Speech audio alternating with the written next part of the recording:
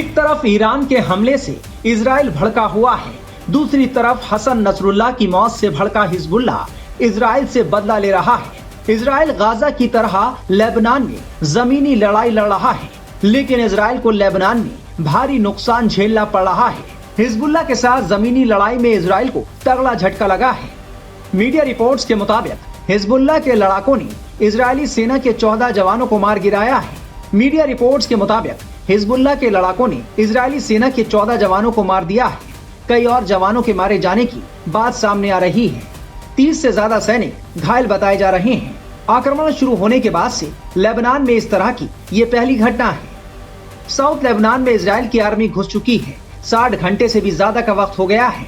वो 500 मीटर से आगे नहीं बढ़ पाई है, क्योंकि उसके सामने हिजबुल्लाह के लड़ाके खड़े हैं जो रॉकेट से हमला कर रहे हैं।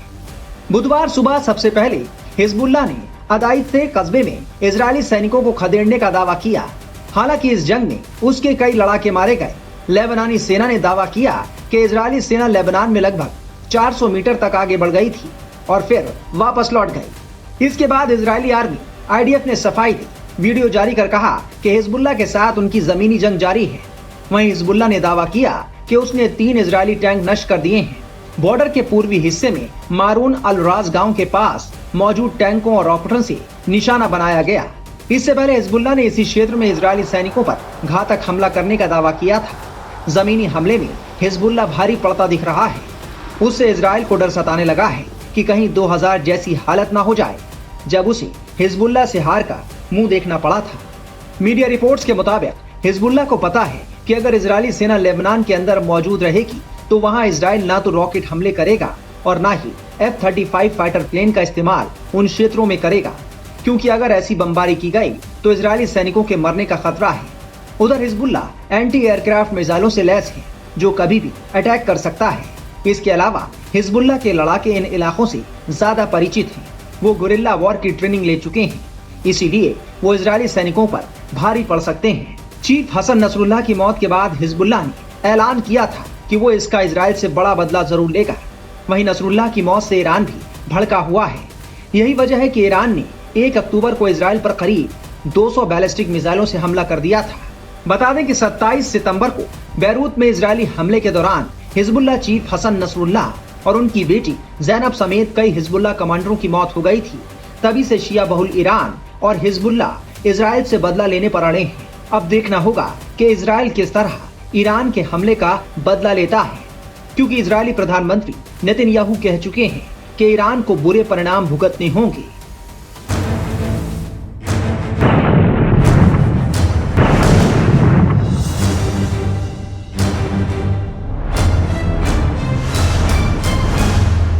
ईरान के हमले से इजराइल गुस्से में है। वो भड़का हुआ है और बदला लेने की बात कर रहा है।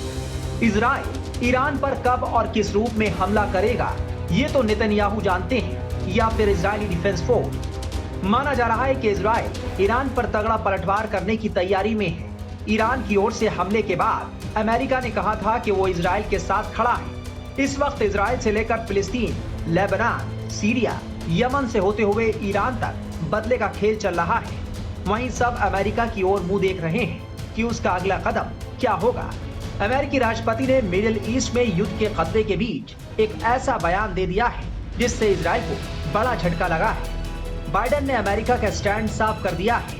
अमेरिकी राष्ट्रपति जो बाइडेन ने बुधवार को कहा कि वो ईरान के मिसाइल हमले के जवाब में उसके परमाणु स्थलों पर किसी भी इजरायली हमले का समर्थन नहीं करेंगे। साथ ही उन्होंने इजराइल से उतना ही कार्रवाई करने का आग्रह किया जितनी की जरूरत है। बाइडेन गाजा पर इजरायली कार्रवाई के दौरान इसी तरह के बयान दे चुके हैं। बता दें कि इजरायली प्रधानमंत्री बेंजामिन नेतन्याहू ने कसम खाई है कि ईरान इस हमले की कीमत चुकाएगा।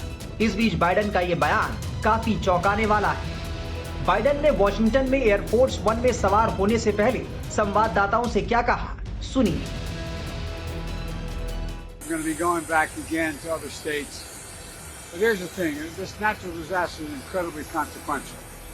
हम इजरायलियों के साथ चर्चा करेंगे कि वो क्या करने जा रहे हैं, लेकिन हम सभी साथ G7 राष्ट्र इस बात पर सहमत हैं कि उन्हें जवाब देने का अधिकार है, लेकिन उन्हें उतना ही जवाब देना चाहिए जितना की आवश्यकता है। basically 6 owners that control all the ports from all the way to the East Coast down around the Gulf.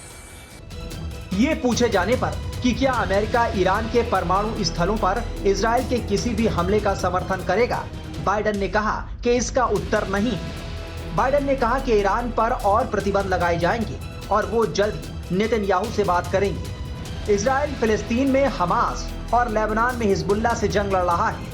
इस बीच उस पर हुए ईरानी हमले के बाद इजराइल के लिए युद्ध का तीसरा मोर्चा खुल गया है। बता दें कि 1 अक्टूबर की रात ईरान ने करीब 180 सुपरसोनिक और बैलिस्टिक मिसाइलों से तेल अवीव पर हमला कर दिया था। इससे इजराइल में अफरा तफरी मच गई थी। इसके बाद इजरायली प्रधानमंत्री बेंजामिन नेतन्याहू ने कहा था कि ईरान ने उनके देश के ऊपर हमला करके बड़ी गलती कर दी है और उसे इसकी कीमत चुकानी होगी। कहा जा रहा है कि ईरान के मिसाइल हमले के जवाब में इजराइल ईरान के परमाणु स्थल को निशाना बना सकता है। मगर अब जो बाइडेन ने इजराइल को पहले ही साफ चेतावनी दे दी है कि अगर वो ऐसा करता है तो अमेरिका उसका साथ नहीं देगा। जो बाइडेन के इस ऐलान से इजराइल अब दुविधा में पड़ गया है।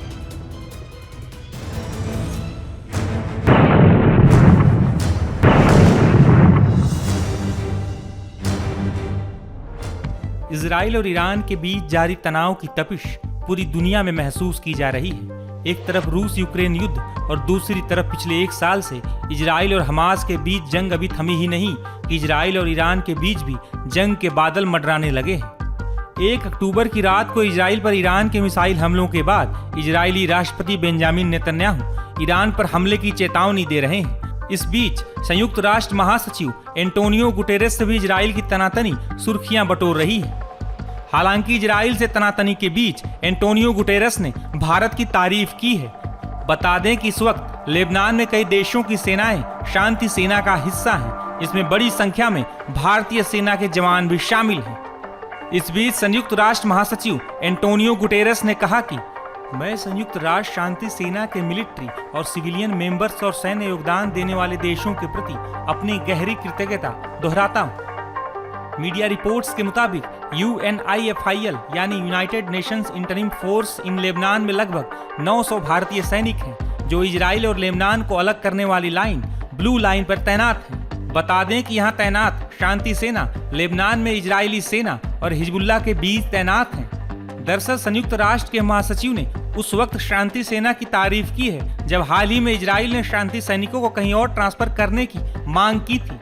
वहीं ईरानी हमलों के बाद इजराइल के पलटवार की आशंका गहरा रही है। इस बीच अमेरिका की भूमिका भी काफी महत्वपूर्ण हो गई है। इजराइल का जो सबसे प्रिय और सबसे बड़ा मित्र है वो है अमेरिका, और आपको पता है अमेरिका ने उसको फाइनेंशियली भी, मिलिटरली भी, उसको बाकी तरीके से भी, इवन यहाँ पे कि मैं कहूँगा टेक्नोलॉजी के तरीके से भी सपोर्ट किया है इजराइल को, और इजराइल के साथ वो हमेशा खड़ा रहा है।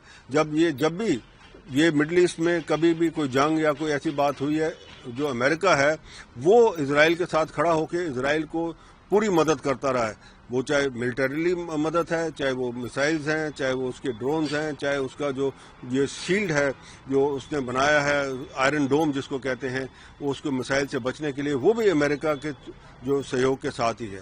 तो अमेरिका ने जो बाइडेन उनके प्रेसिडेंट ने जो कहा है बिल्कुल सही कहा है। अब अमेरिका जो है इजराइल के साथ खड़ा है क्योंकि ईरान जो है अमेरिका का दुश्मन है, और ईरान के आगे ऊपर सैंक्शंस लगाए हैं अमेरिका ने, और अमेरिका अब क्योंकि ईरान ने इजराइल के ऊपर डायरेक्ट कन्फ्रंटेशन की है, अब जो भी मदद चाहिए होगी इजराइल को इसके यूएस से वो मिलेगी उसको, और दुनिया की कोई ताकत उसको रोक नहीं सकती। और अब लगता ये है कि अब जैसे कि हमने सोचा था कि अगर यहाँ पे ये कन्फ्रंटेशन डायरेक्ट हो जाएगी ईरान और इजराइल की, तो थर्ड वर्ल्ड वॉर होने का भी चांसेस है, क्योंकि पीछे हमने देखा। बता दें कि इजरायली सेना ने दक्षिणी लेबनान पर जमीनी हमला शुरू कर दिया है। इजराइल के इस ऑपरेशन के दौरान उसके कई सैनिकों को जान गंवानी पड़ी है। हालांकि इसके बाद भी इजराइल की सेना लेबनान में आगे बढ़ रही है।